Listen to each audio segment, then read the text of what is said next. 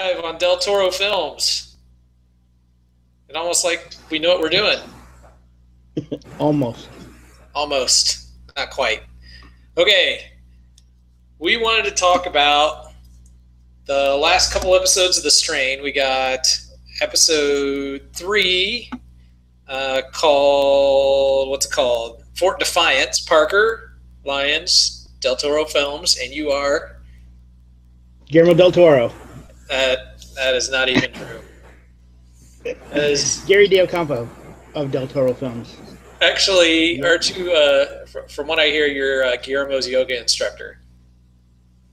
And Pilates instructor. And CrossFit instructor. CrossFit now, too? Oh, yeah, actually, that's latest was CrossFit, actually. So, Perfect. Obviously, it's not working for both of us, so one of us needs to get fired. Yeah. It depends on how much he's paying you. $0, so actually, I'm worth my weight in nothing. Yeah, so you're getting paid what your level of service I'm overpaid. I'm overpaid. You got a media pass to San Diego Comic-Con. That's worth something, right? Episode where Satrakian starts grinding up the bloodworms and dropping them in his eye. Right. And was that in the book? I don't remember that being in the book. No, I don't think it was. Okay, because I know they're trying to not so much prolong the seasons by adding stuff that obviously isn't in the book, but it's been so long since I've revisited all this new stuff, so I don't remember the bloodworms actually. So I don't think that was in the book. In fact, one of the things that crept in my head when I was reading the book is I was thinking, okay, Satrakian is old, got to be as old as dirt because he was in the Holocaust, right? As a young man, not even a child, and now he's off fighting vampires. So in the TV series, they've made a point of mentioning he's 94 years old. Right. So I'm wondering if they wanted some sort of explanation of how this super old guy was getting around pretty good in his old age. Right. See that brings up an interesting point. Now that I'm thinking about it. Okay, so he has. I don't know if this is a spoiler. I don't even know if they're even thinking about this. I don't even know if it makes sense now that you're him. Yeah. Right? I was thinking that too. So yeah, in this moment in this episode, I'm kind of like, I don't know if they really needed to. I don't know if that added much to the story, but if they built on it like that, like all of a sudden the master starts getting into his head, that would be pretty cool. Okay, I would be a fan of that. Maybe that's super speculation on my part, but when you mentioned that, I was thinking, wow, that could be a possibility. Which is, I guess it could be interesting, but as a fan of the book, it would be kind of, I don't know, weird. But we'll see. They should revisit it. I don't think they should just let it go. Because by itself, it's kind of like, No, I'm sure there's an end game somewhere. There has to be some sort of reason why they would do that. So, Mathis's character take hold as a hardline political figure in New York, and that's when she straightened the vampire bodies at the port. Right. Yeah, that was I don't know if they're going Walking Dead, almost like with it, trying to go for the shock factor. The way the season's transpiring, I was hoping that they would get their footing, and kind of just like, not so much ramp disappointed or anything, because, I'm just a fan and obviously, we're connected to it, but it just seems too much in a short span of time to introduce it. But I think I know where they're going with it. I think they're going to play the martial law card. Okay. Where she's going to start locking people down and doing some executive order type stuff that's going to be causing some problems.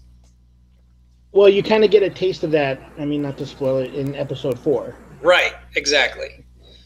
So yeah, you know, I think sense of panic in New York, and the only thing I can think of is those New York. If there's any New Yorkers out there watching this podcast, you guys are hellaciously tough, because if there was a vampiric outbreak in my city, I'd be like, "See ya, I'm out of here." Right. Yeah, that's I guess that's one of the little plot holes that, you know, I guess they're trying to clean up, or I think they're trying to go for the long haul. So, you know, I guess they could have done it in 3 seasons. You know, if they, you know, money wise, business wise, to have a series go 5 seasons, you know, into what's the word I'm looking for? Syndication. That's where the money, you know. So Yeah. I can see it from a business standpoint, but at the same time, is the story going to suffer? You know, is it going to? Let's go. You know, let's go to the batting cages. Sure, Dad. Right. Can we stop off at, you know, the burger joint, our favorite burger joint, before we go there? Yeah. You know, have a milkshake and some fries. No, it just seems that you could do that. Yeah. And, you know, in the book, you get that sense of, you know, either run or die, fight or die kind of thing, which is their motto this season. But, and I'm not talking crap about it. I mean, just because I'm so vested in it already. But it's kind of like fight or die. Really, it's kind of so like the good stuff. 4,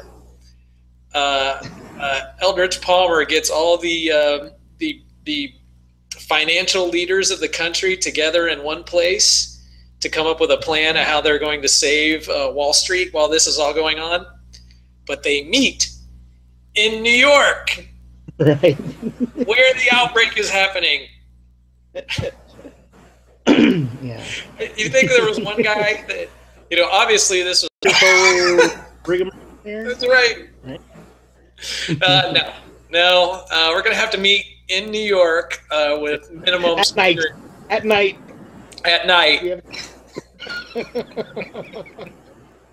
Isn't there that problem you guys are having there? I don't know, you know, vampirism, or, you know, people dying?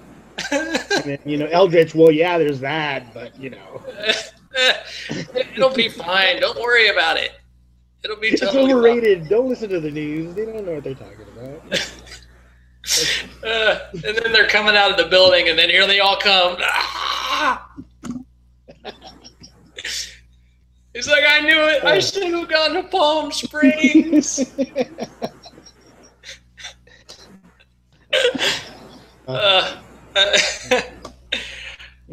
Okay. Did we get that out of our system? Is there anything else? Probably not. But let's move on. Okay, so all that was bubbling up in episode 3, and so then I'm like, episode 4, the Silver Angel. Okay, I'm ready for the Silver Angel, and yes, Guillermo directs the luchador scenes as a second unit director, right? I think he directed the whole sequence. Actually, spoiler, because the sequence it's more of a reminiscing of Angel, who's to be part of the whole rebellion, I guess, if you can call them, or resistance.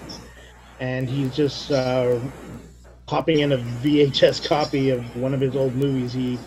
Just a little background on Angel, who's one of our new characters that's coming in. He's a former luchador / movie star back in the 1960s, where they did those kind of luchador movies where they fought vampires and robots, all dressed in suits with their luchador masks. Right. You know, the superheroes of their days. And so I guess Guillermo's second unit, if he didn't, the Black and movie that's been put on hiatus.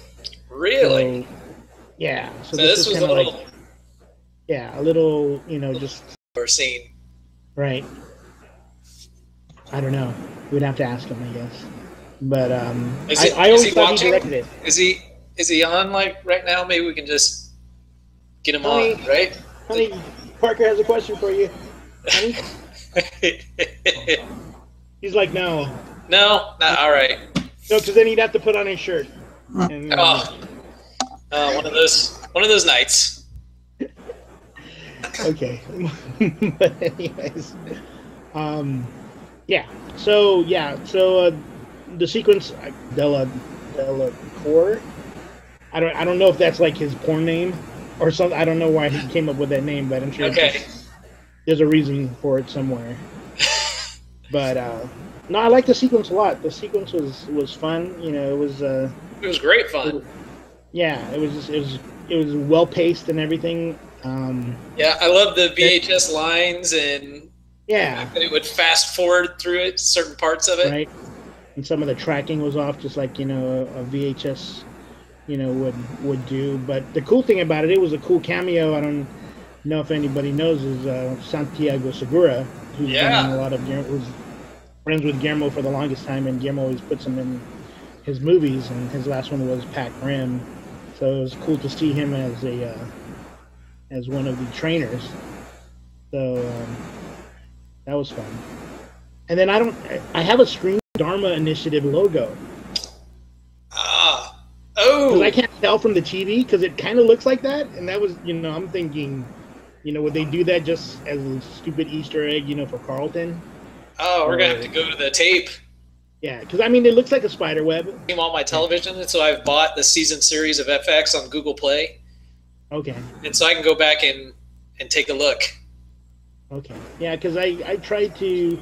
I took a screen cap of it, but it's still kind of... You couldn't... It could be either way. I mean, it'd be a kind of cool Easter egg, but if it's just a spider web, then it's a spider web. Yeah. All right. Maybe that's what... It had that intentional cheesiness to it. Oh, yeah. But it wasn't cheesy when it was... Guillermo did a really great job with it. Yeah, no, he worked it out to where... I mean, from what he told me, you know, he said it'd be hard-pressed for you. I think he did a good job. It was fun. And then... So after I had a lot of issues with episode 3, I watched episode 4, and I'm like, okay, I'm back in. Let's do this thing. Let's see what happens. And then I saw Chuck Hogan did the teleplay for it.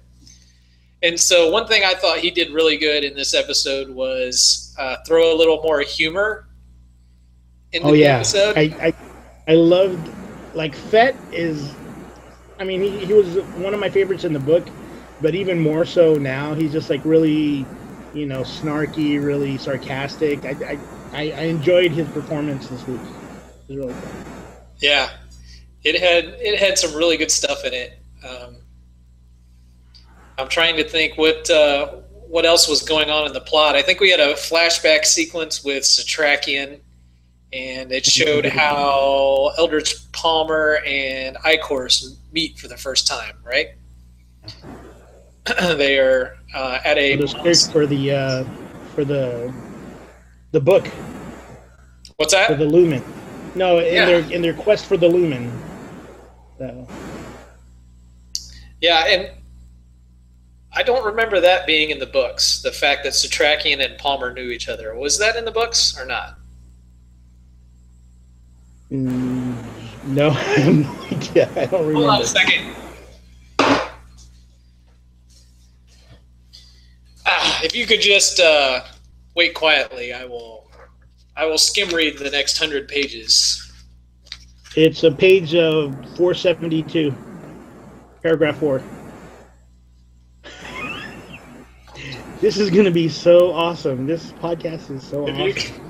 If everyone could just bear with me for the next 30 minutes. Yeah, I've got my shelf of books over here. You can see my Book of Life thing up there. Great book, by the way. It is. Pick it up if you haven't. Shame on you if you haven't picked it up. It is. Viewers, listeners, friends.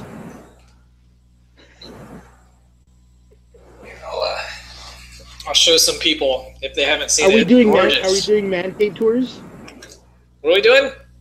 Are we doing man cave tours? What is that? Doing a tour of your man cave? Ugh, this is hard. I wish. If I had a man cave, I'd show it off, but I do not.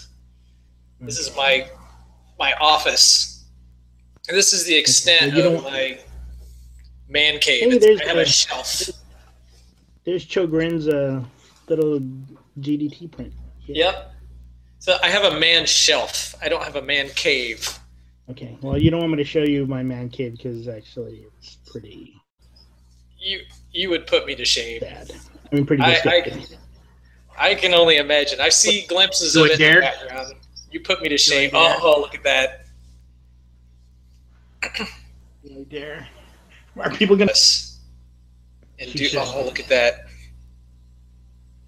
Okay. It's so pretty. You got to talk while you're scanning, so then it comes up on the screen. Oh, sorry. Where were we? I was being extremely jealous. So I need to start emailing some of these like toy manufacturers, like what is it, the company that just came out with the Strain figures? That's Mezco. Mezco. I keep meaning to email them and seeing if we could get some to show off on our Twitter feed or our podcast or something. Have you even seen them? I haven't even seen them. Oh, not the Mezco. It's the ones with the big heads. Oh, that's Funko. Yes. Okay, because where they could fight Star Wars action figures, that kind of. Okay. More realistic, like. But that was Strain? announced. Yeah, I think that was announced last year, and I haven't heard any movement. And nothing, huh? Maybe they're waiting for the Silver Angel. And as they should. As they should. Yeah, I'd like to do. Have you ever seen these YouTube videos of like people opening boxes of toys? All right. Mm-hmm. So I think we should just do that. Just like us opening up toys, but except with a lot of heavy breathing. I'm there. It's like, oh my gosh, sorry, it's my Thong of the Month Club instead of action figures. Oh, this is so embarrassing. Oh, I'm just unless you really like it, in which case, yeah, that's a whole other podcast. That's a whole other YouTube video. Yeah. Anybody who wants to see the Gary Diocampo Thong podcast, it's my subscription only. We'll make tens of dollars. Yes. All right, sir. Well, I was a big fan of the fourth episode. I thought it was funny. I thought it was really good. It had its funny moments, like the fact that they had the major financial meeting in the heart of New York during a vampiric outbreak. Right. But other than that, like you said, Vasily had the great moment in the subway where he blows it up. Yeah. And cuts off the rest of the world. Yeah, and then he runs into some company. That's right. He gets the crap beaten out of him. Yeah. Oh, there was a lot that happened because Gus met. That was pretty creepy. It was almost Exorcist-esque, where the devil's speaking through Linda Blair kind of thing. It was cool. It was good. I like sequence. Actually, you know what? The actor who plays Gus, he did a really good job in that scene. He did really good. I enjoyed it. He's doing a good job on that. Yeah. He's doing well. I like the fact that his mom's eyes like glow red just as she becomes overtaken. Right. I thought that was a nice touch. Yeah. And Miguel's in Southpaw, so go check out Southpaw. Is he now? Yeah. Okay. Good advice. I mean, not only you, but everybody. Yeah. Out there. And then subscribe here to Gary'sThong.com. Yeah, right down here. Right there. Right down here. Actually, a little right there. Or finally we're gonna cash in on this craziness that we've been doing for 10 years. It's kind of shocking to me, and to bring up Vaughn has always been one of my favorite characters, and I don't even know if that was his name in the book. Yeah, I forgot about that part. Yeah. Hold on. I mean, because oh, can you find that page for me? I don't even remember his character in the book. I remember the half-breed guy. Yeah, I thought that was kind of based on that, or maybe they're introducing someone new. I think that was a new character. Okay. I think Vaughn was a new character. His contract full with Netflix. Okay. Did you see Pixels? No. No, neither. Smart move. Yeah. Southpaw. Southpaw is the one to go see? I don't know. I haven't seen it, so but I'm just here to support Miguel. So. All right, Miguel. You're my 10th choice. Hey, it's better than being 11th, right? I got turned down by Miguel and Kevin Durand and some guy who played a janitor in episode 2.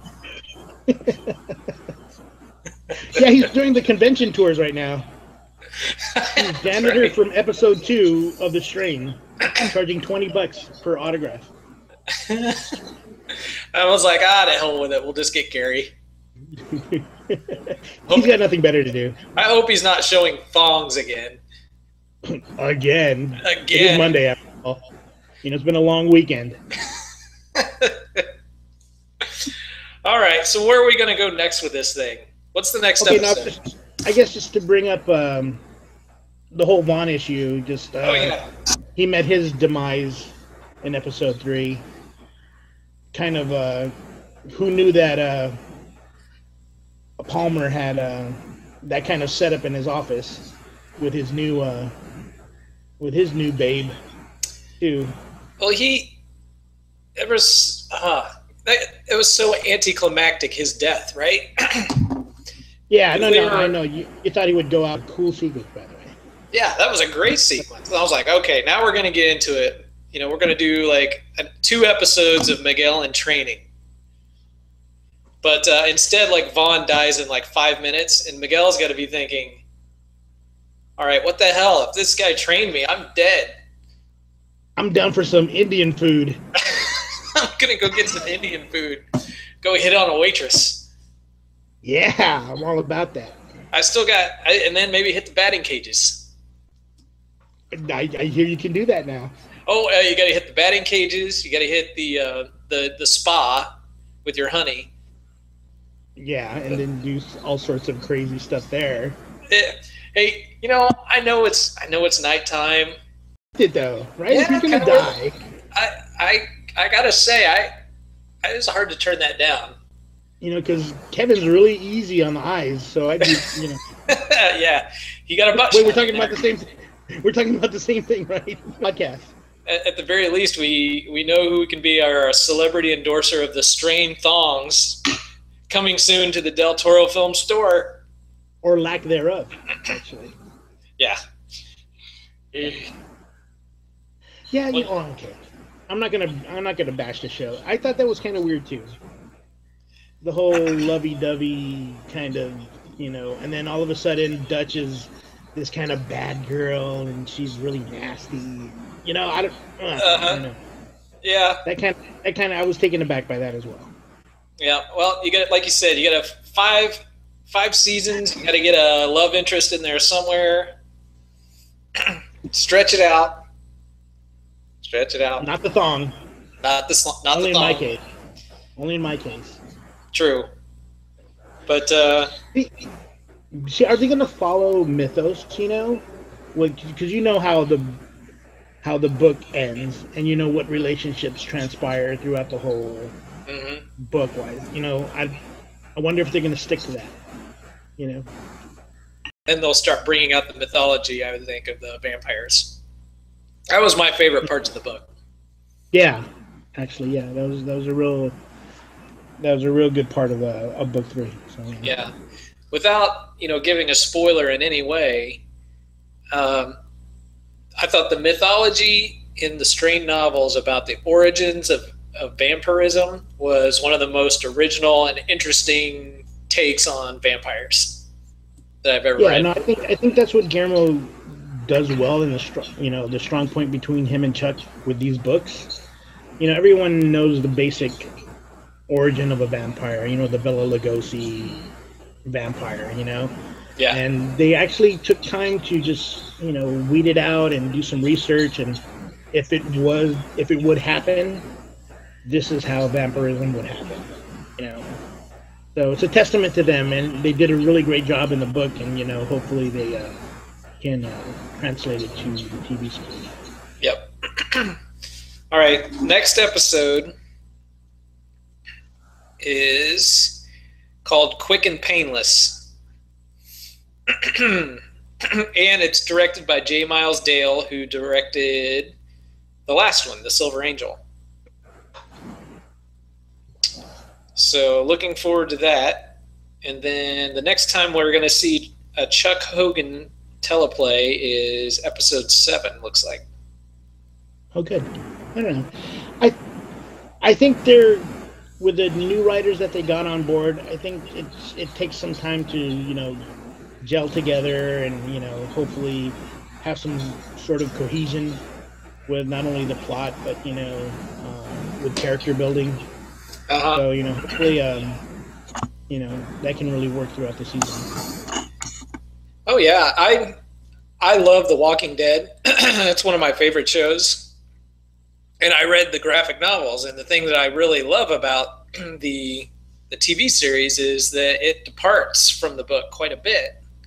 Right. But in the same sense, stays honest to it. But because I've read this TV series, is it just keeps it interesting as a person who's read the books, and it just explores that world like a TV show should. Right. Yeah, no, that's my hope as well, because big fan and big supporter of the books, and I want this series to succeed and have its full run of 5 seasons. So yeah. How's it doing in ratings? I was going to look the other day. No, I haven't checked. And it did well. Obviously, it did well enough for them to go ahead and greenlight a second season, but I haven't checked it yet. Let me see if I can. Yeah, it didn't really show. I think we should find out and put it on the Twitter feed. Yeah, that'd be good. I mean, I think a lot of our followers would want to know that, because now that we're associated with the Strain Addicts, they do a really great job on Twitter, just getting the word out and just, It says that among adults 18 to 49, the Strain was cable's number 7 program as of 3 weeks ago. Okay, so the premiere then. Yeah. That's our second episode. Was it the premiere? Well, we're episode 4. Okay, so we'll just have to watch it and see how it does. Okay. All right, my man. Anything else to cover? I think we're good. All right. Thanks. It was a great catching up. But yeah, I know. So, great job on the YouTube stuff. It's great to just, hear updates. So this is a good added feature. We'll do it again, all right?